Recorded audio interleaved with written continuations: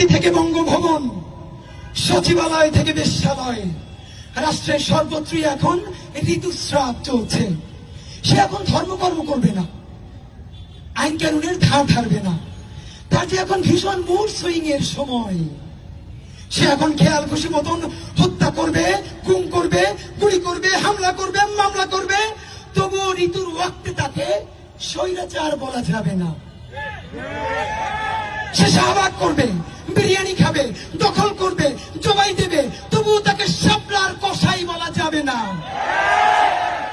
সে syndicate করবে, satellite করবে, quick rental করবে, এসবে হরিলুটের ওরস বসাবে শ্রাবের সম্মানে। তবুও তোর শব্দটি উচ্চারণ করা যাবে না। ঋতুকালে নাকি সবাইকে রাষ্ট্রের সেবাদাস হতে হয়। সে ভোটার ছাড়া ভোট করবে, ম্যান্ডেট ছাড়া পার্লামেন্ট করবে, দিনের ব্যালট রাতে ভরবে, দল বেঁধে ধর্ষণ করবে, ঘরে ঘরে গুয়ান্তানামো বানাবে। তবুও মুড সুইং এর মৌসুমে মুখ ফসকেও তাকে ফ্যাসিস্ট বলা যাবে না। সে ব্যাংক লুট করবে, বাজারে আগুন লাগাবে, করের উপর কর বসাবে, ডাকাতের দূরে দুর্ভিক্ষ আনবে, ওই জনজীবনকে বানাবে হাবিয়া দোজখ। ঋতুপতি রাষ্ট্রের সাথে তবুও নাকি অসভ্যতা করা যাবে না। জনতাকে সে কৃতদাস বানাবে, ডাকাতকে কোতোয়াল বানাবে, পুলিশকে নাৎসি বানাবে, র্যাবকে বানাবে রক্ষী বাহিনী, শীতলক্ষাকে বানাবে লাশের ভাগার। তবুও তাকে দস্যু ডায়ার বলা যাবে না। মুড সুইং এর সময় সত্য বলাও নাকি রাষ্ট্রদ্রোহিতা। সংবিধানকে সে ঠোঙ্গা বানাবে, সংসদকে বানাবে ভারতের খোয়ার, দলনের আখড়া বানাবে আদালতকে, আমলাতন্ত্রকে বানাবে গোলামির গোয়াল।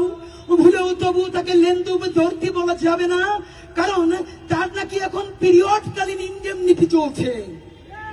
ক্ষমতার খায় শেষে স্বাধীনতা বন্ধক রাখবে, সার্বভৌমত্ব বেঁচে খাবে, নমরুদের স্বার্থে নদী খুন করবে, ট্রানজিটের নামে করিডোর দেবে, প্রতিবাদী আত্মাকে বানাবে আবরার।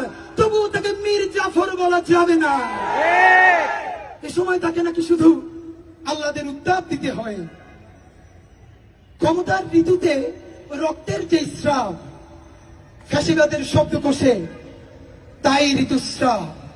জানতাম ঋতুতে কেউ নাকি পোয়াতি হয় না। তাহলে রাষ্ট্রের এই যুগব্যাপী রজস্রাবের মধ্যেও তার জরায়ুতে এত বেজন্মা জন্ম নিল কি করে? এই অবস্থা সংগ্রাম, এই তালালিনার রাজপথ, এই গোলামি না ইনকিলাব, এই দিল্লি না ঢাকা, এই দিল্লি না ঢাকা, এই ইনকিলাব ইনকিলাব জিন্দাবাদ, ইনকিলাব ইনকিলাব জিন্দাবাদ জিন্দাবাদ। এবার আমরা আবার নজরুলের গান শুনবো। ধন্যবাদ।